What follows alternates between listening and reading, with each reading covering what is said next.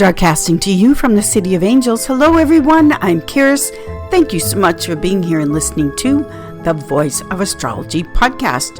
This is your astrology cosmic superpower for the week beginning Sunday, March 3rd through Saturday, March 9th, 2024. Let's journey together with astrology and explore how to connect with the stars, the planets, the energies for our new week ahead.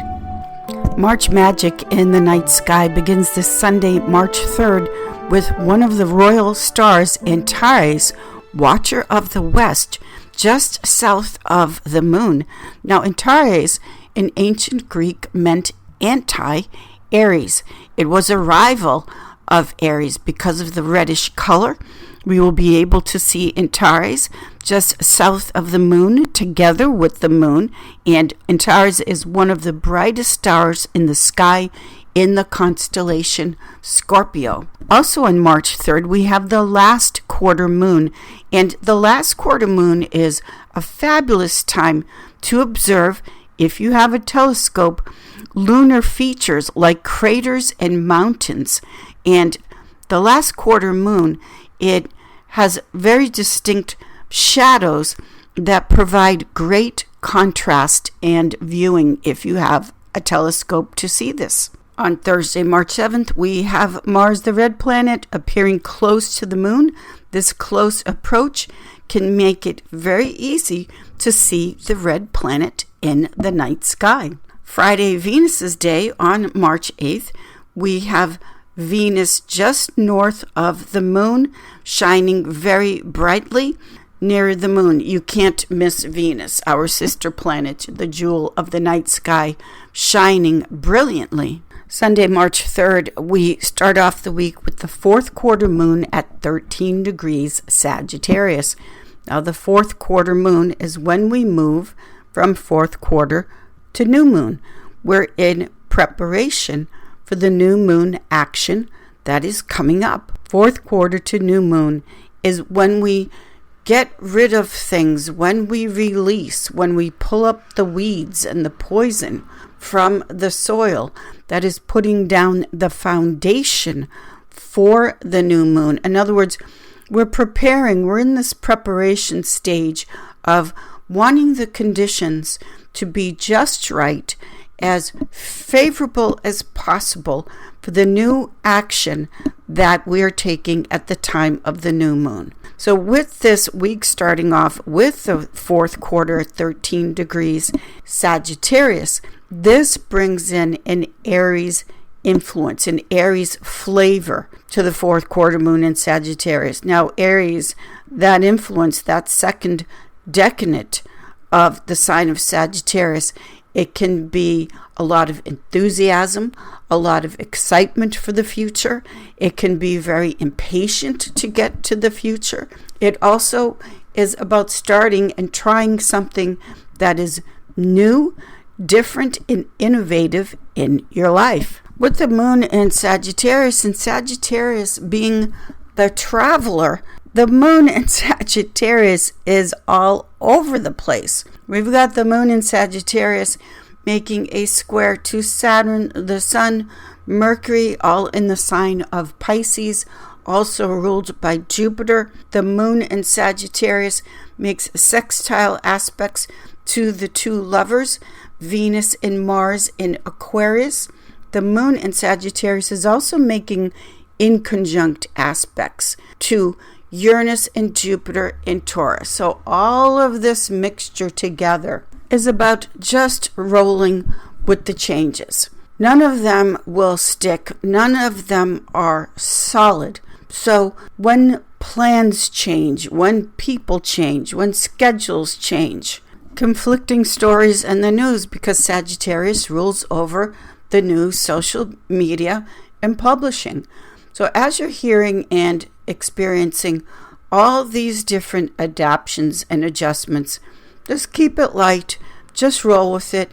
None of it is solid, and know that with these cosmic energies, that to make a final decision, to make a big, final, important plan on this Sunday is not the way to go with these astrological energies. It's more about just keeping it light, keeping the plans and the day open, knowing that these changes will take place.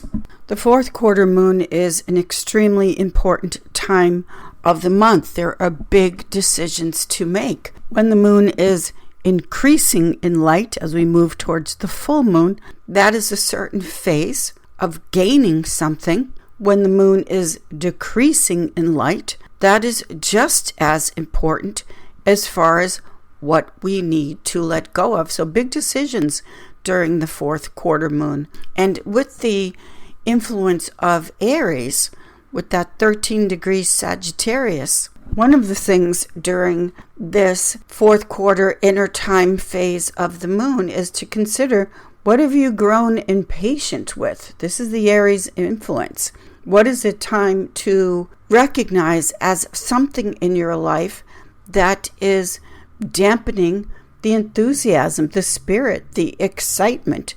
This is the Aries influence at the time of this fourth quarter moon at 13 degrees Sagittarius. Things that are bringing you down have to go, have to be released in preparation for the new moon coming up. Monday, March 4th, we've got the moon still in Sagittarius, making a square aspect to Neptune in Pisces. Now, the moon square Neptune, the square aspect activates something. It encourages us, urges us to take a certain action. When it's involved with the moon, which is your feelings, making that activation aspect to Neptune in Pisces, this is about getting very clear about conflicting, perhaps confusing emotions and feelings. The moon needs something emotionally. I always say, feed your moon, because the moon, when the moon is satisfied, we feel centered, calm, relaxed. If we don't satisfy the moon, which is always hungry, it's an appetite for what it needs, then the moon is also lunacy, fears, things that come up that are irrational, anxiety. The moon, Luna, is lunacy. So with this moon making this hard aspect to Neptune in Pisces, which is water, the emotions, but all different kinds of emotions, mutable, changing, duality, Pisces. So sorting through on this Monday, March 4th, the moon's day, taking the time to sort through what it is that you truly need emotionally. This is how we work with the energy, your cosmic superpower, on March 4th. Do you really want what you think you want? Do you really feel the way you think you feel? So getting clear through big emotions, because Pisces and Sag, both ruled by Jupiter, is over the top, huge emotions. And sorting through this as we move from fourth quarter to new moon is crucial, because the emotions, the feelings that are not authentic, that need to be released at this time, like I think I'm supposed to like this person or love this job or whatever it may be for you. This is the inner aspect of fourth quarter to new moon, when we have to go within and sort through these emotions and find which ones are really true and which ones aren't authentic any longer. You're not really feeling it and they need to be released. Tuesday, March 5th, let Venus and all of the things that you love, all of the things that please you, make you feel good in your mind, body, and soul. Let Venus be your guide. What's happening on March 5th is that we now have the moon in Capricorn, her exile, the furthest away from her natural home placement in the sign of Cancer. The moon in Capricorn is trying to find that place of comfort, reassurance, where you feel safe, where you feel that you know and are familiar with the people and things around you. There isn't a lot of fire. There isn't a lot of light on this day. And with the moon in Capricorn, there are planets in water. We have planets in air and earth, but again, not a lot of fire. So when the light, the illumination of fire is missing, the go-to planet is Venus in Aquarius. Again, this is all of the things that make you happy, that put a smile in your heart, that bring laughter and joy, is always important. But on this day in particular, because of the darkness, we could say, of the planetary lineup. In astrology, we have fire, air, earth, and water. And when there is a lacking element, in this case, not a lot of fire. When we have this missing element, we want to bring into balance, bring into wholeness the element that is missing, which is fire. Wear bright colors, watch comedies, things that make you laugh. It's one thing to watch the news and be informed, but to obsess over the news, which people do. No negative conversations that keep going on and on. Again, this is not the day to do so. You do things that bring in that element of fire, which is movement, excitement, joy, happiness, light. The light of the fire on this day will bring into balance, or help to bring into balance, the missing element that is needed, which is the fire. Wednesday, March 6th, we have Mars in Aquarius making a sextile aspect of opportunity to Chiron in Aries. Now, this is an aspect here where the Mars goes and gets something, and it takes action with a lot of fortitude. Chiron in Aries is ruled by Mars. So with this nice aspect between Mars and Aquarius, sextile Chiron and Aries, this is taking the action to have a new, renewed sense of your identity. Chiron and Aries, this can bring in a new look, a new image, a new feel, at the very least, of how you're wanting to move forward with great anticipation and novelty. Try something new. Aries loves anything that is brand new, and that is first. Later on in the afternoon, we have the moon leaving her exile in Capricorn and moving into fixed air Aquarius. So fixed air Aquarius with the moon, and the moon will also be making a conjunction to Pluto now in Aquarius. So these aspects are a need for greater freedom, greater independence, a new way of thinking and looking at things. Aquarius is the fixed attitude and mind and thought process, with the anticipation and knowing that yes, springtime is on the way. March 7th, with the moon in Aquarius making a square aspect to Jupiter in Taurus, this is a feeling of luck. This is a feeling of yes, wanting to take a chance. Jupiter is the guardian angel. Jupiter is in Taurus, ruled by Venus right now. And with that moon making the square aspect, if you get the hunch, the gut feeling, go for it, try it. Yes, you should. This can be a day for you where, let's say you've always wanted to have a conversation to the effect that something needs to end. You want to put in your resignation. It's time to say goodbye. This Jupiterian protective energy, because Jupiter is the guardian angel, and in Taurus, ruled by Venus, which is love. Venus is smooth. At its best, when we look at Venus making a negotiation, Venus wants the negotiation to complete where everyone feels at peace and in harmony with the deal made. So this moon square Jupiter in Taurus is very diplomatic, very smooth, very charming, so that if you have to say goodbye to something, like putting in your resignation, or whatever it may be. This moon square Jupiter, which prompts the action towards new freedom, new independence, this is the moon in Aquarius, is very supportive, bringing in that Jupiterian quality in Taurus ruled by Venus to end a situation very harmoniously. How we end something is just as important as how we begin something. And we are in a fourth quarter to new moon, ending something time of month. Also on March 7th, we still have the moon in Aquarius making a conjunction with Mars in Aquarius. Now, any moon-Mars aspect is very passionate.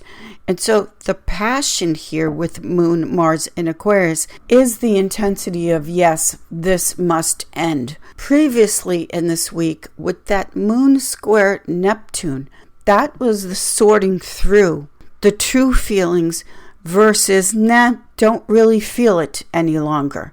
Don't really want and need this any longer. And by the way, this happens all of the time. People have a change of mind and heart all the time. It's just a part of life. Yet with my astrology clients, when someone in their life does have a change of mind and heart, this is one of the toughest, most painful things for people to try and wrap their minds around.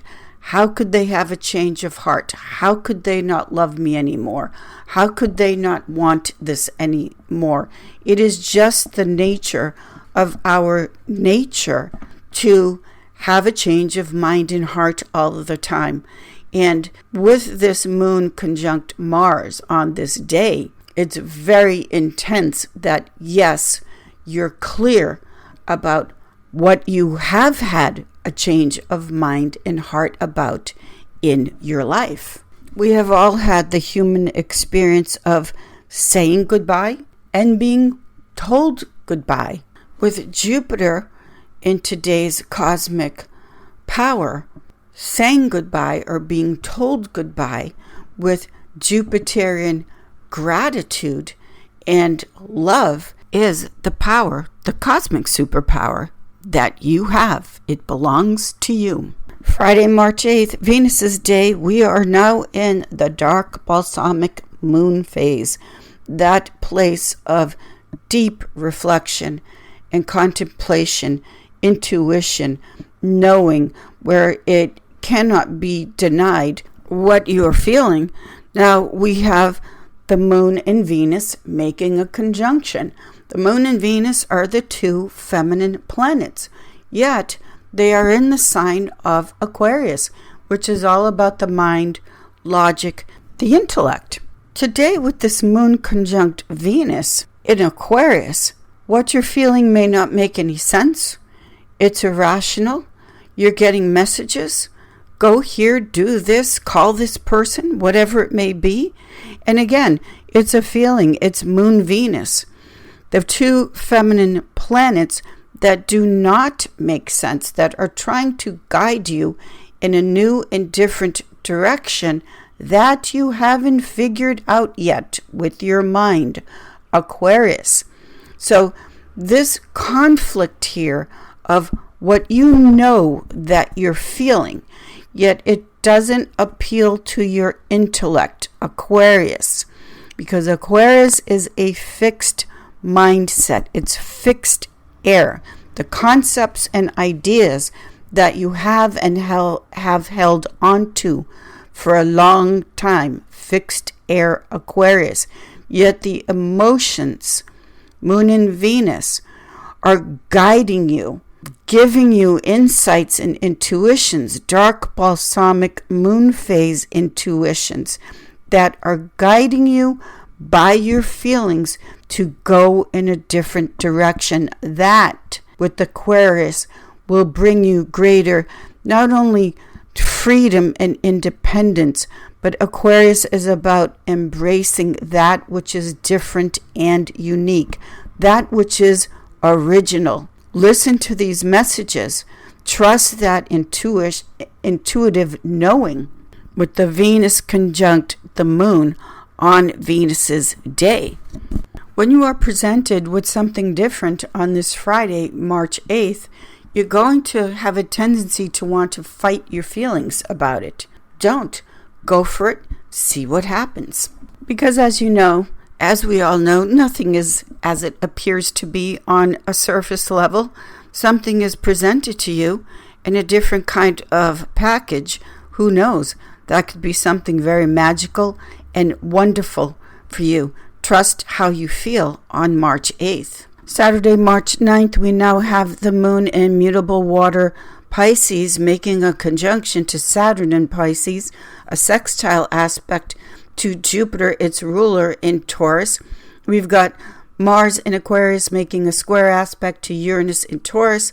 The Sun sextile Uranus in Taurus, Sun in Pisces, Uranus in fixed Earth Taurus. And then we get Mercury changing signs. So Mercury, communication, the mind, the messenger, how we take in information, how we break it down and process it, and then communicate it back, enters cardinal fire, first sign of the zodiac, Aries.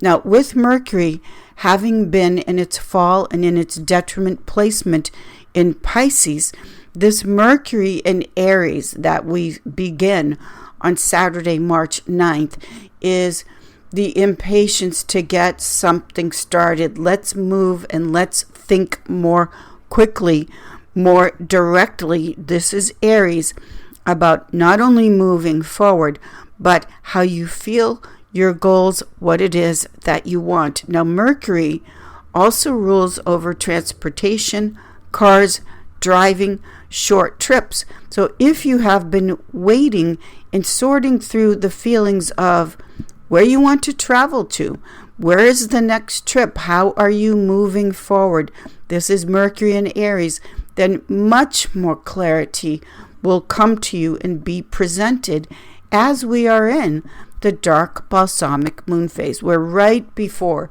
the new moon, which takes place on Sunday the 10th.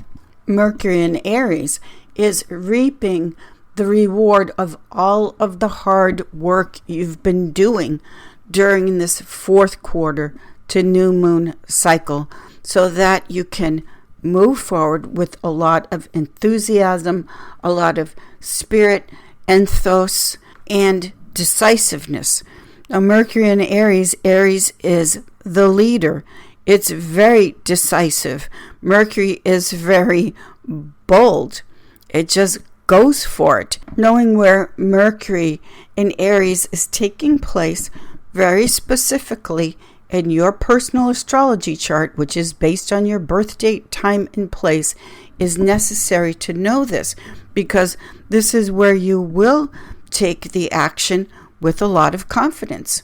If Mercury in Aries is through your first house, you're going to start a new health, vitality, well-being program, and you're decisive about it, maybe changing some eating habits or whatever it may be.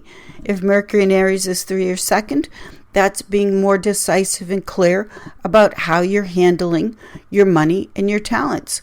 The third house has to do with your siblings, the immediate neighborhood that you live in, making changes in that area and being very confident about it.